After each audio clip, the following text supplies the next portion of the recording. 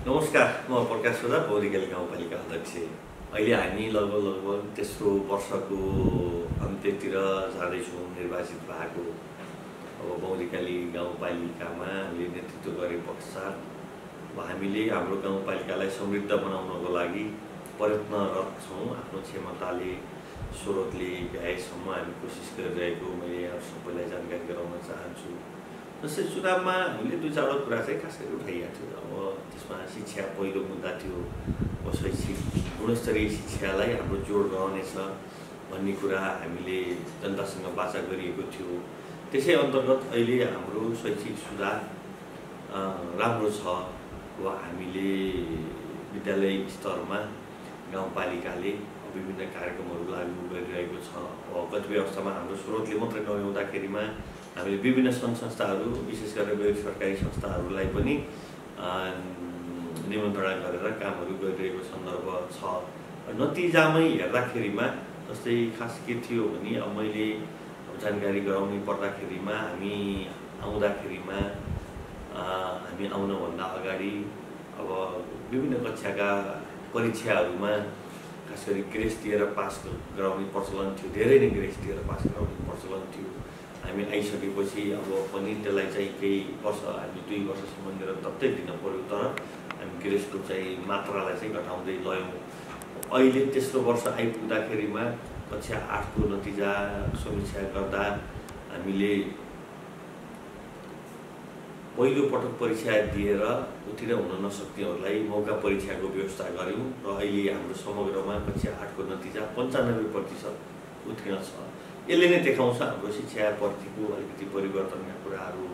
अब त्यसैले गर्दाखेरिमा जस्तै शैक्षिक क्षेत्रमा अब हामीले हाम्रो प्रयासले केही सङ्केतहरू शुभ सङ्केत दिएको भन्ने चाहिँ लाग्छ। त्यसै गरी अब आय आर्जनतर्फ हेर्दाखेरिमा हामीले दुध उत्पादनलाई हामी यसलाई अभियानको रूपमा लैजान्छौँ भनेका थियौँ।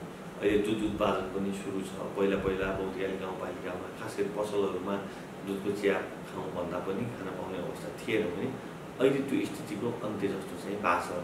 अहिले हामी त्यसलाई चाहिँ सुरुवात गरेका छौँ। अहिले सानो अवस्थामा छ। जस्तै हाम्रो सोच थियो हामी तेस्रो वर्ष पुग्दाखेरिमा त हामी 1000 लिटरभन्दा माथि पुर्याउँछौँ भन्ने थियो। त्यो गर्न त सकेनौँ हामीले। अब मैले यही प्लेटफर्म मार्फत पनि हाम्रो आदरणीय कृषकज्यूहरूलाई हामीसँग जोडिनलाई मैले अनुरोध गर्न चाहन्छु।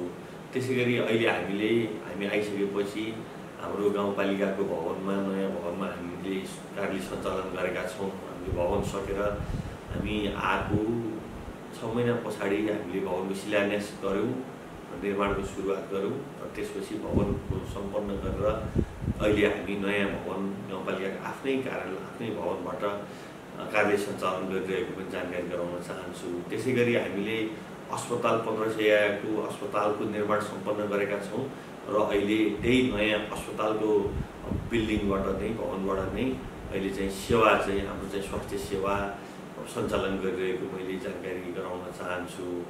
त्यसै गरी हामीले अन्य क्षेत्रहरूमा पनि काम गरिरहेका छौँ। हामीले अल वेदर रोडको कन्सेप्टलाई चाहिँ अगाडि सारेका थियौँ। अब हाम्रो गाउँपालिकाको खास गरी दुई प्रकारको भूगोल छ।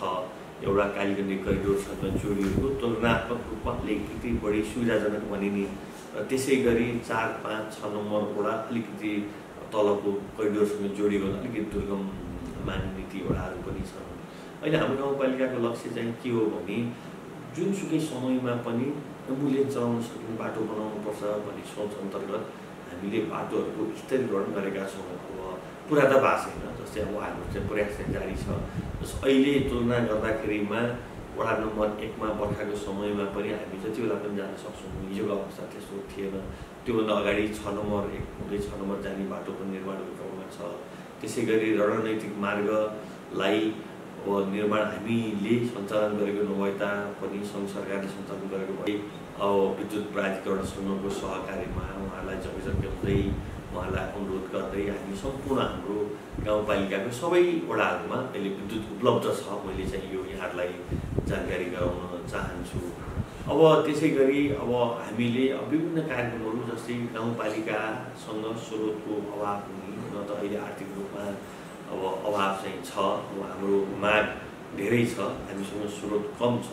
यो थोरै कम भएको स्रोतलाई पनि उच्चतम व्यवस्थापन गर्दै लैजाने गाउँपालिकाको नीति रहेको छ।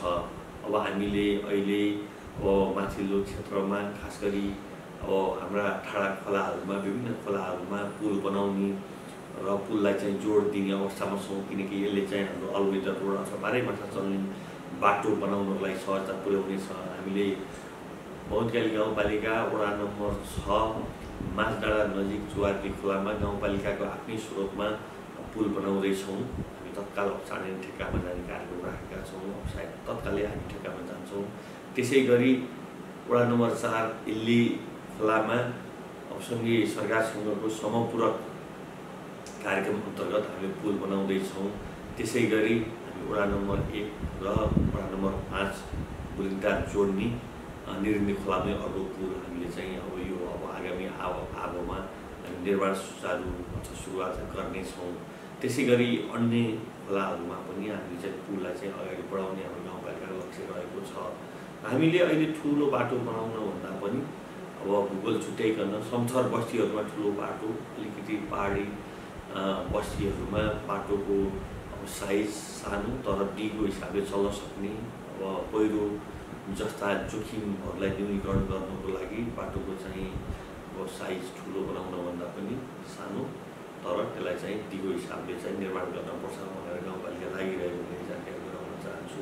समग्रमा कुरा गर्दाखेरिमा बहुतकाली गाउँपालिका अहिले अब हाम्रो आफ्नै अब तपाईँको सिस्टम त्यसलाई चाहिँ विधिलाई चाहिँ पारदर्शी बनाउँदै अगाडि लैजाँदै सिक्दै र हाम्रो अब प्रशासनिक क्षमतालाई अब तिखार्दै अथवा यसलाई चाहिँ व्यवस्थापनको क्षेत्रमा अब्बल बनाउँदै लैजाने कोसिस पनि गाउँपालिकाको रहेको छ।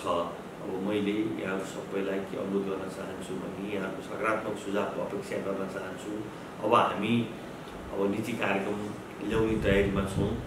अब यहाँहरूले अहिले चाहिँ अब यो समय छ, अब यहाँहरूले हाम्रो बहुतकाली गाउँपालिकालाई समृद्ध बनाउनको लागि कस्ता खाले कार्यक्रम ल्याउँदाखेरिमा ठिक हुन्छ, यहाँबाट सुझाव प्राप्त गर्न सकियो भने कतिपय अवस्थामा के छ भने नेतृत्व गर्ने मान्छेले मात्रै जान्ने भन्ने हुँदैन। यहाँ सबै बहुतकालीको लागि बहुतकाली भाषीहरू सबै जान्ने हुनुहुन्छ। यहाँहरूको सुझाव महत्त्वपूर्ण हुनसक्छ। कहिलेकाहीँ हामीले सोच्नु नसकेको कुराहरू यहाँहरूले सोच्नुहुन्छ। यहाँहरूले दिएको सुझावले कुनै पनि अवस्थामा अथवा अहिले रूपान्तरणकारी योजना बन्न सक्छ हाम्रो लागि। यहाँहरूको सुझाव अपेक्षा गर्दै यहाँहरू सबैलाई सुनिदिनु भएकोमा धन्यवाद दिन चाहन्छु। धन्यवाद।